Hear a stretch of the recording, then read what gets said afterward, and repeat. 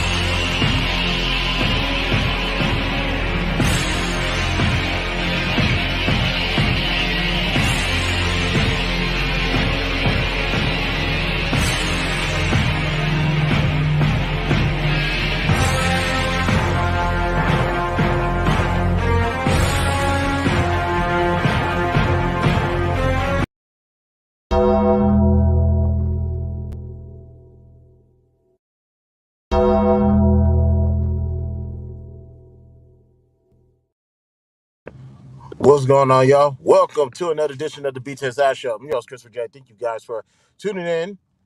This is All World Reaction to WWE King and Queen of the Ring. Before we get in there, please do me a favor. Like, share, and subscribe.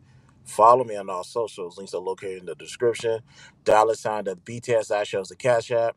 Participate, waive all rights to privacy. We're on the road to 1,000 subscribers. Once we reach our goal, one lucky person will get $100 during the Cash App giveaway. If you are a wrench holder and you are missing a wrench on my page, trust me, an accident was made. So, yeah, I noticed it, so I am fixing it. So type in the chat, where's my wrench? And I will get that fixed immediately. Other than that, people, welcome to All World Reaction We are going to react to King and Queen of the Ring. So far, this was a solid pay per view. I give it a 8 out of 5. I'll give it a solid 8 out of 5, which is good, which is pretty good. The only reason why I'm not going to give it a 10 out of 10 because I guess I wanted to see more superstars in the lineup, particularly the ones that are moving Monday Night Raw. Your Jay Usos, your Damian Priest, and a couple of other talent that's pushing that brand forward. Drew McIntyre, and we'll get into that announcement later on. Other than that, it was a solid show from beginning to end. And I do want to say, I think history was made last night. I believe that was the largest attendance in SmackDown history. Because keep in mind, Monday Night Raw holds the title from being broadcast from Georgia Dome. I forgot what year that was. It was Monday Night Raw, Georgia Dome. It was, trust me, The Rock and Triple H were still active. Matter of fact, I think they were the part of the main event that night. For this night, I knew one day it was gonna happen. It happened last night, so I was happy to see a sold out Jetta Stadium for Friday Night SmackDown. I got to see. Let me see how many people were in attendance last night. Let's just see how many people could uh, um, be stationed inside that stadium.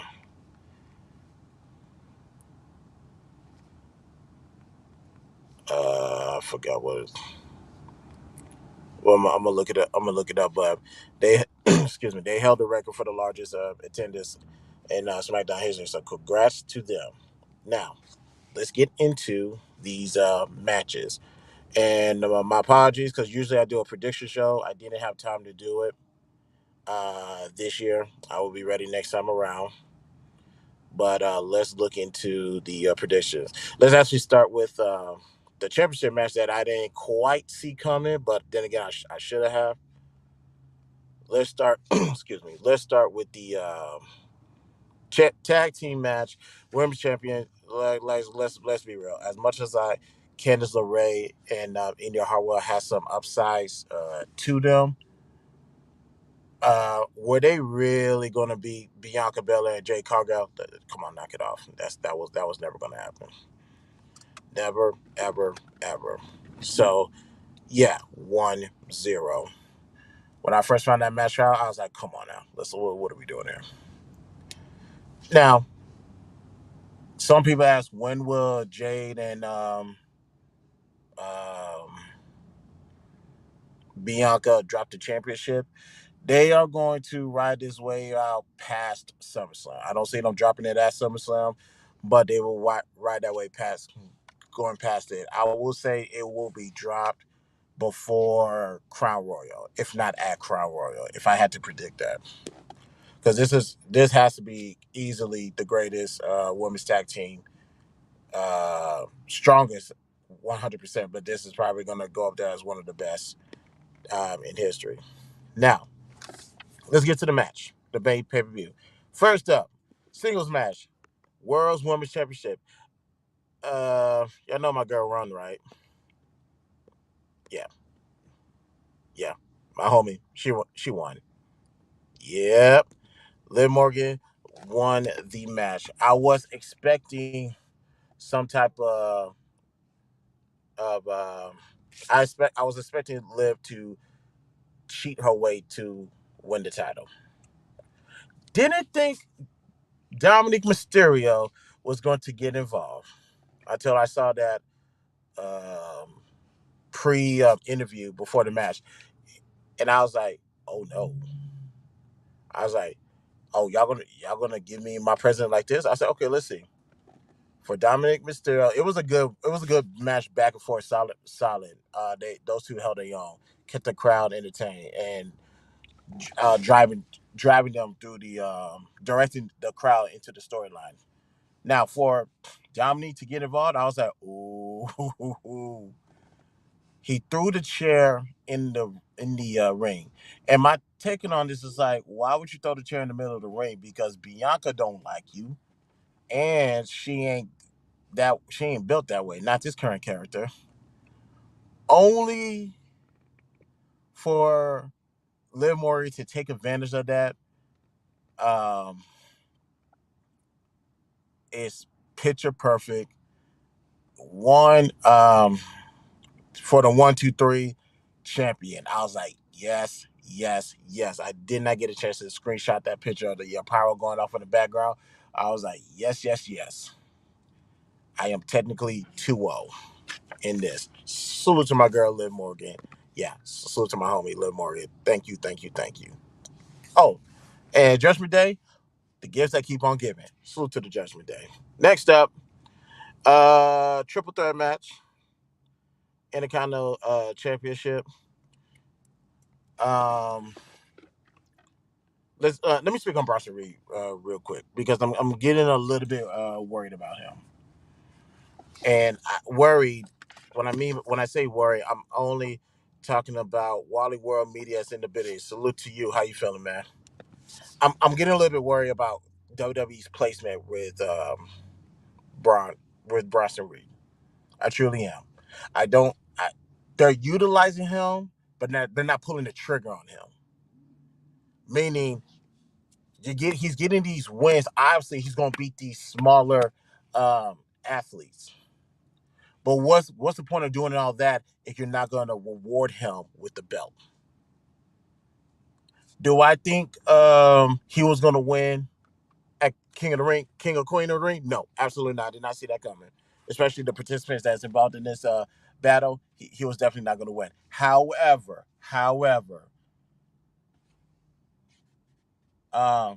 3 weeks is a Clash at the Castle. It needs to be Sami Zayn versus Bronson Reed. And as much as I love Sami Zayn, he has to drop that title to Bronson. Because if not, you're going to have to start having strong considerations of him going back to NXT.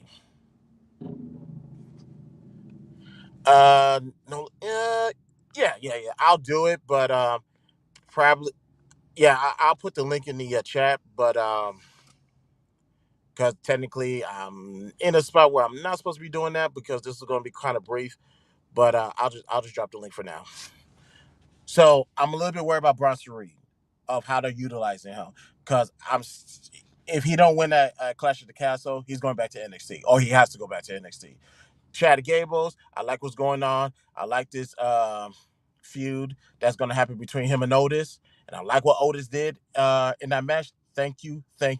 It is time for Otis and Old Girl to leave Alpha Academy, and those two go out on their own. And of course, Sammy is always going to be Sammy, especially in Jeddah.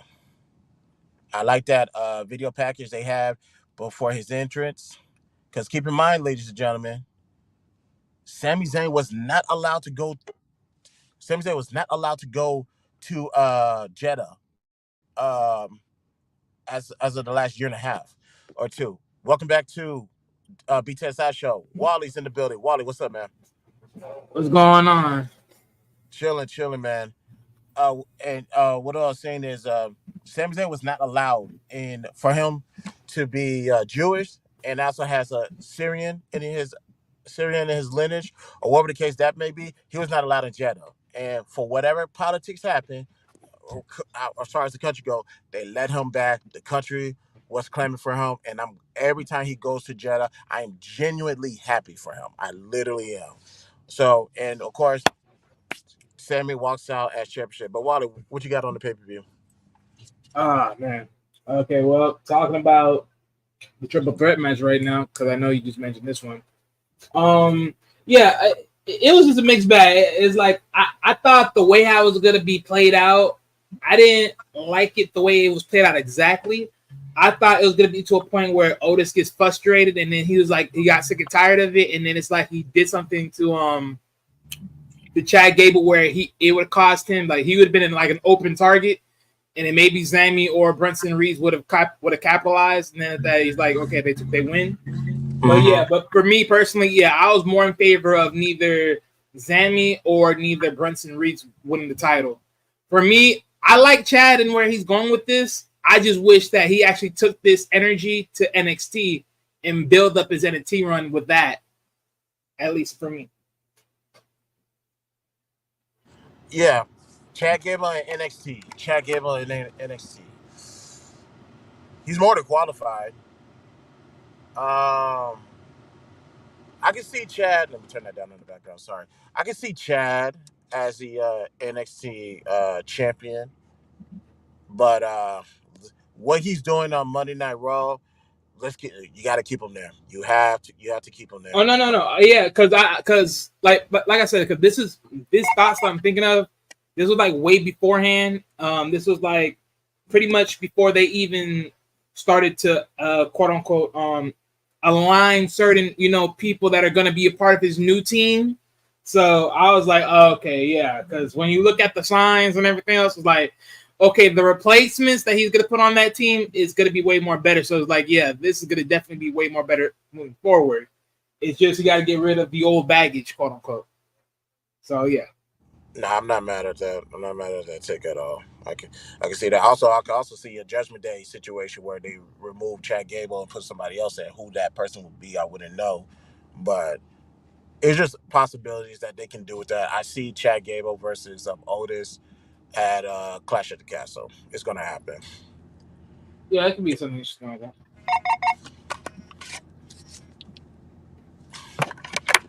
Next up, because they ringing my phone, I may have to let you run the show real quick. But uh, next match, Queen of the Ring. Yeah. As much as I like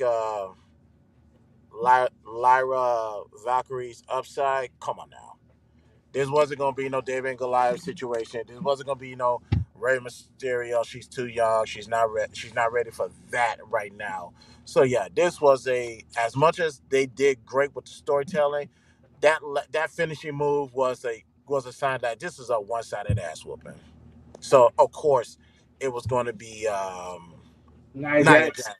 Yeah, of course it's going to be Yeah, Nia that's what I Jax. figured too. Because I'm like, the fact that they choose her to win the Raw, I'm like, yeah, she came in here, she just got drafted, now she's winning the whole tournament. It's like, okay, she's going on for the Queen. I'm like, yeah, this is way too early for you. This is way too early for you.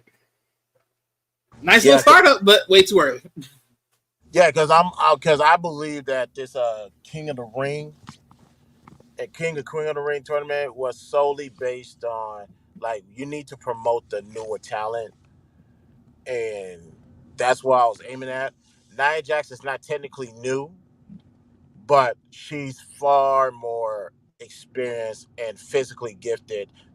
Well, just not. I'm not gonna say physically gifted. She's just a lot more physical than Valkyrie. Valkyrie's not there yet, so it's not gonna happen. Yeah, but my thing was even too because when they named it off on SmackDown because I heard about the news, they said that the winners of the King and the Queen of the Ring tournaments they both get opportunities at SummerSlam to get a title match.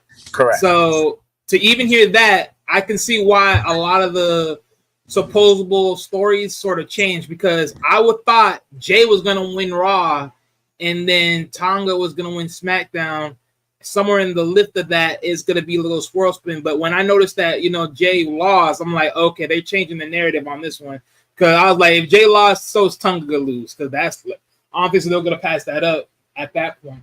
Because I mean, really, right now, I mean, I know the Bloodline story is like it's still there, but it's not infinitive because, like, for me, if you're gonna put someone close to the title, at least let it be Solo, at least in my opinion. But because I do like Tonga. Tonga's proven like even off of different wrestling organizations that he can be champion, but to the degree that he just got in and he just falling in line, he's just a soldier. I'm like, nah, a little bit too much of a stretch right now. But the one thing is, I like even when it comes to like Randy and Gunther, that could have went either way for me as well. It didn't matter who won for me at that point because I think it flew either way. Like both of these two guys could easily go for the title.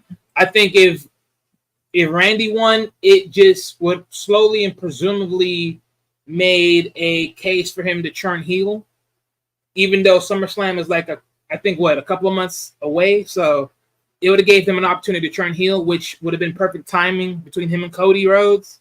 If Cody's still champion at that time frame, which I believe he would be because The Rock did say he could come back from, so yeah. And then as far as Gunther, I mean, he's just a heel just going off on a tangent. So far right now, the way they're planning it out, because Triple H did mention it over on the pay-per-view that it'll be Drew versus Damian Priest for the title over at Scotland for that pay-per-view. So that means, it could shake up, it could stay the same. We don't know yet, but yeah. Yeah, I'm gonna keep a close eye on that because I feel like I don't have a good pulse on that right there. Because it could you don't it's an idea you don't want David Priest to drop the title already, but at the same time you don't want David Priest, what's his name, Drew McIntyre to lose twice at Clash at the Castle. But before we get to that, I want to say something real quick about Nia Jax. I'm happy for Nia Jax because Vince did not want her, ladies and gentlemen.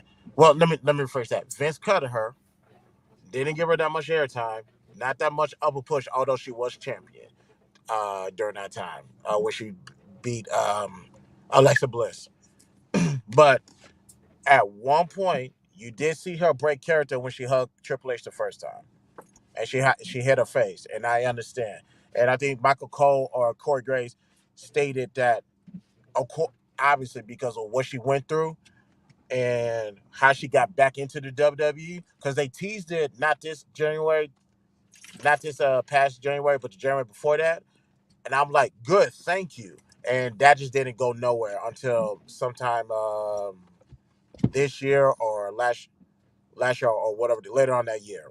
So I'm actually happy for Nia Jax. You could easily, ladies and gentlemen, this officially pencils her into the Hall of Fame.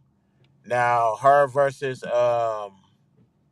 Bailey, we're just gonna let that marinate. We're gonna see how the storyline plays out on that one. Yeah, because she's also gonna be at SummerSlam as well. So Correct. with that. But yeah, I mean, I don't feel no bad for Nia Jax. I mean, it's funny how you say that Vince McMahon didn't want her because let's be honest, I think a lot of group of people didn't want her either. Cause I saw some fan reviews when she came back, they were like, "What? This is what you chose to return back? You threw away all these people for this one?" I'm like, "Oh, you crazy." I'm like, "Okay, well." Yeah, but look how this is probably one of the best heels that women heels that we have ever seen. I like it when she got in her Jay's daughter's face. I'm like, hey, that's what you're supposed to do. And granted, I like how Jade dropped her on the ass, but I'm all for it.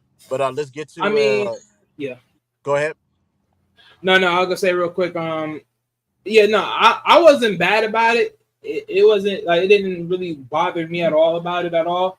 My only thing was I think the only reason, like you gotta think about it, before Jade ever came through, like let's be real about it. Who was really gonna beat Nia at her size, really? I mean, of course they're gonna show some drop kicks maybe to the knees or the legs, like this is how you would decimate her, but other than that, it's like if you can't do that, you're pretty much screwed.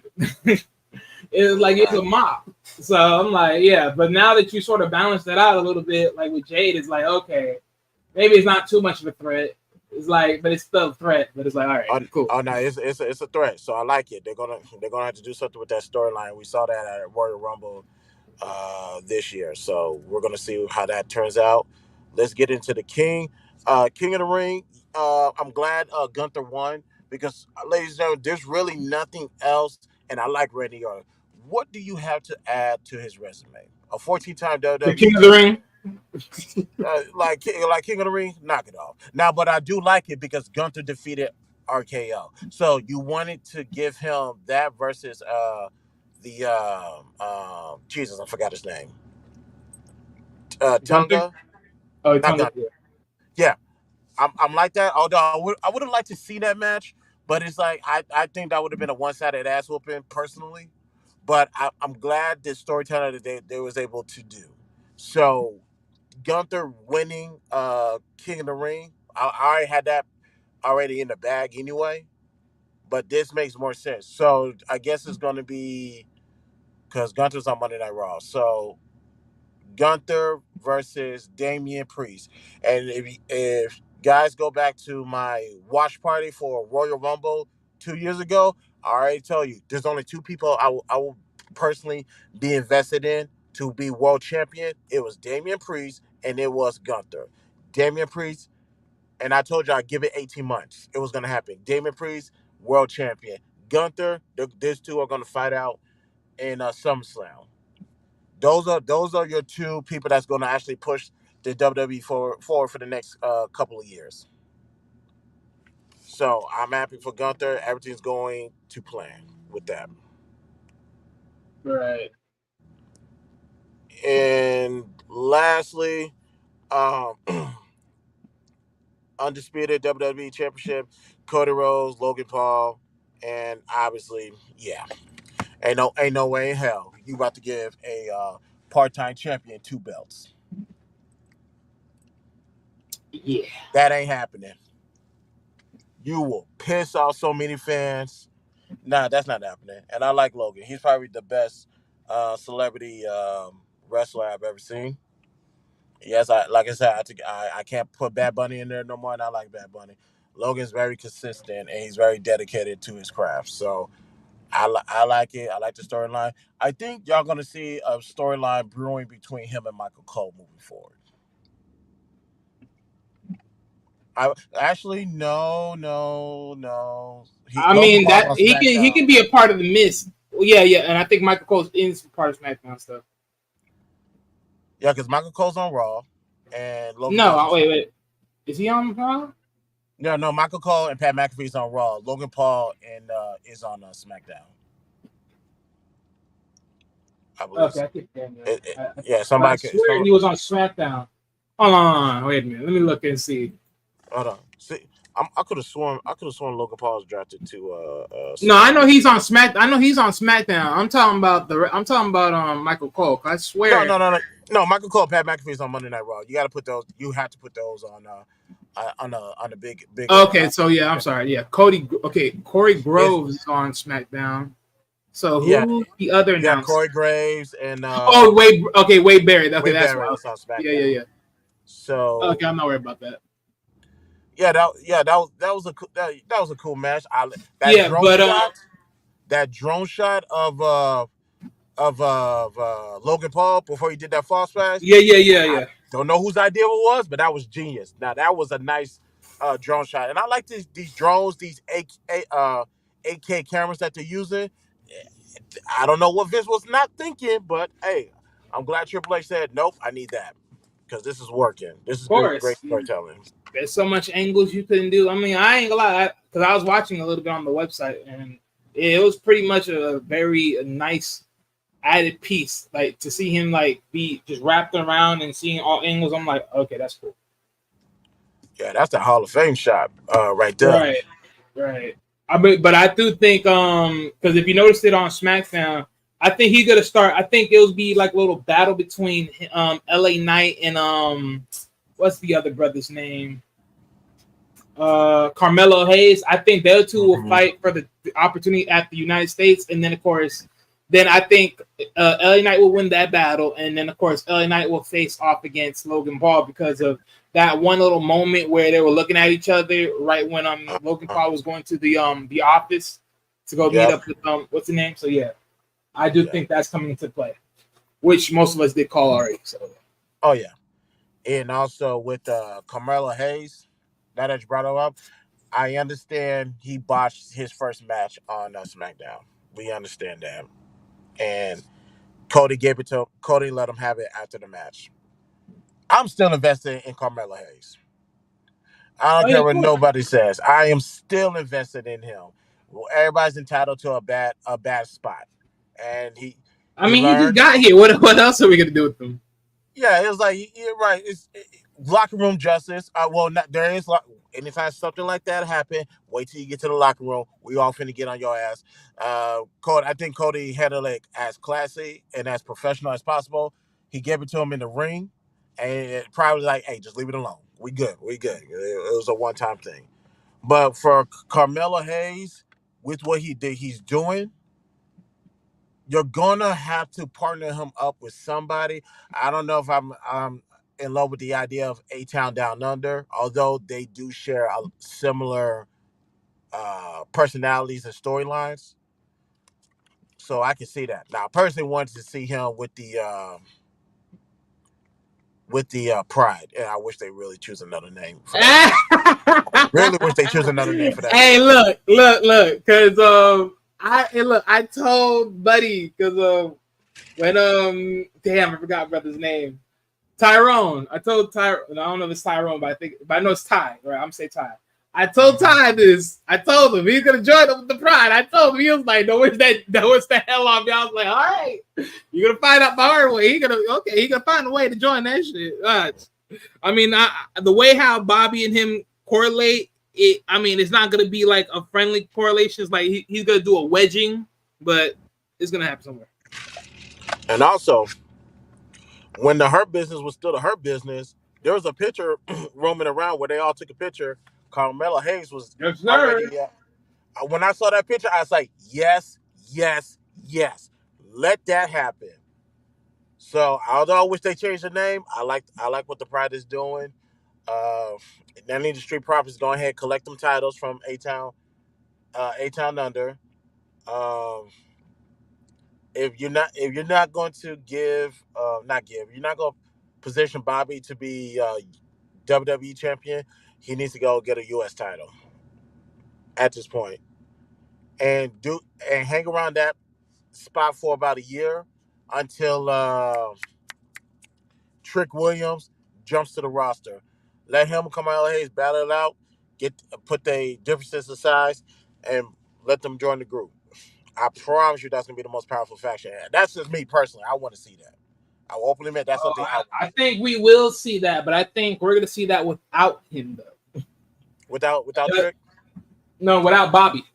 I think, honestly, the way I look at it, because you got to think about this. Otis was never drafted, especially with MVP. They were never drafted, right? So they could just wedge them in on SmackDown. Omos.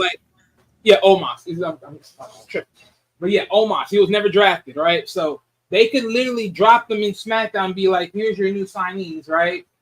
And then, of course, this is where, this is where Hayes come in, right? He comes in, slides in with MVP. Next thing you know, it all sinks in. Okay, I see. Right? And then, you're right. But then this time around, you have to start. This is where the wedging comes in because it's the convincing of new leadership, right? It's like you look at it and you be like, look, you're going to choose me or you're going to choose him. And then with eventually, I can see Trick coming too, right? Mm-hmm. Now see the Trick part. That's going to be a little bit of a Tyson Clever moment because does he show his awareness coming to SmackDown, but he's still holding the title one way or the other, however it is, something like that. But I can see ways around this being played out. And then it's like, Hurt Business 2.0 type of yeah. Yeah, I'm all for it. Now, while we got a few more minutes, I gotta dip out of here. Jey Uso, they're gonna keep him around because of the crowd loves him. Obviously, he can't be walking around Monday Night Raw without a title. He's going to have to win something by the end of the year, or you're going to have to do a better job. Let me not say do a better job because they're doing a great job with Jey. You're going to have to position him to win the Royal Rumble next year, so he can go win the title in Vegas. I'm not gonna lie with you, dog, but yeah, a lot of people are already looking at this and saying that ship has sailed, and I ain't gonna cap. I believe that ship has sailed too. I think at this point, Jey, he's just gonna get back in there. He's gonna do what he do. He's gonna give the crowds that good old cheer, throw up the meats. But I think once they figure out what's gonna go down with the quote unquote bloodline story, that's where he's gonna fall right back into. And personally, he's just gonna be a tag team person again. It's just what it's gonna be. I think he doesn't really switch up and be a mid carder, let alone a main eventer. Right on. And if he does, that's gonna Hey, be Wiley, real quick, I gotta get out of here because I'm technically at work and they won't need me. But I appreciate you coming through, man. We're gonna do some no more problem. wrestling talks later on, man. But thank you for pulling up. All right, no problem. Right on, and everybody that tuned in, thank you guys for tuning in. I perfect scored on the cars. For me, I will have my predictions laid out ahead of time for Clash at the Castle. But thank you guys for tuning in. We're gonna do a hard out. This is the BTSI show. I'm your host, Chris Day. We'll talk to you guys later. Peace out. Peace.